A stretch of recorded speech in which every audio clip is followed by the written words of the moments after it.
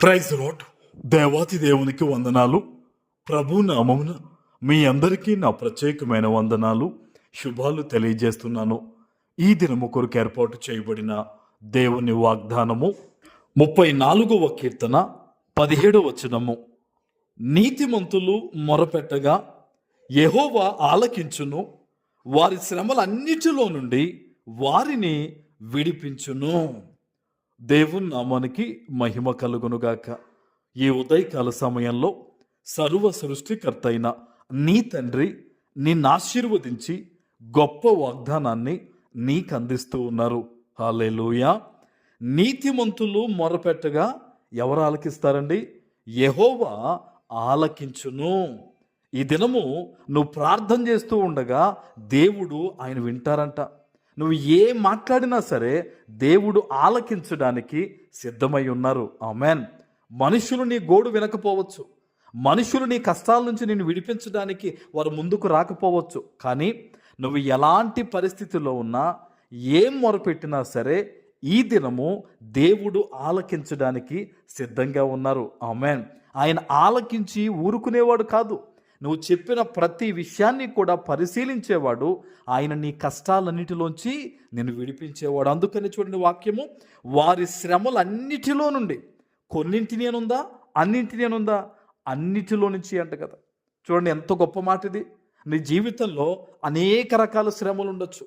అది ఒక ఆర్థిక పరంగా కానీ, ఆరోగ్యపరంగా కానీ, చదువు విషయంలో కానీ, వ్యాపార విస్తరణలో కానీ, ఏదైతే ఇంకా అనేకమైన ఉన్నాయో వాటన్నిటిలో నుంచి అని కూడా లేఖనం చెప్తుంది. వాటన్నిటిలో నుంచి కూడా దేవుడు ఏం చేస్తారంటే నా శ్రమల నుంచి విడిపిస్తారట. ఆమేన్.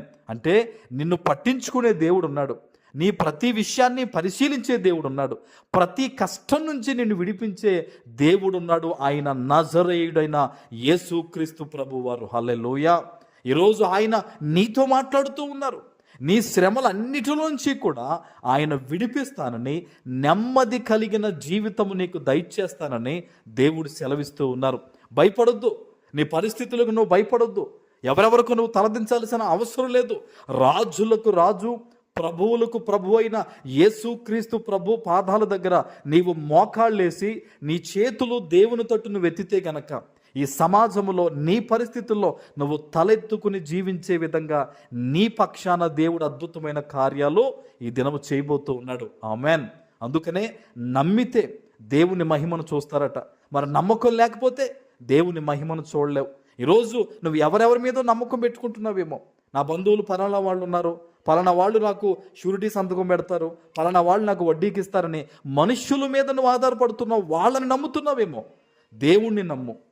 మనుష్యులను నమ్ముకున్నట్టు కంటే, రాజులను నమ్ముకున్నట్టు కంటే యెహోవాను ఆశ్రయించుట ఎంతో మేలు. ఈరోజు నీ శ్రమలన్నిటి నుంచి కూడా ఆయన విడిపిస్తానని చెప్తున్నారు గనక ప్రార్థన చేయి.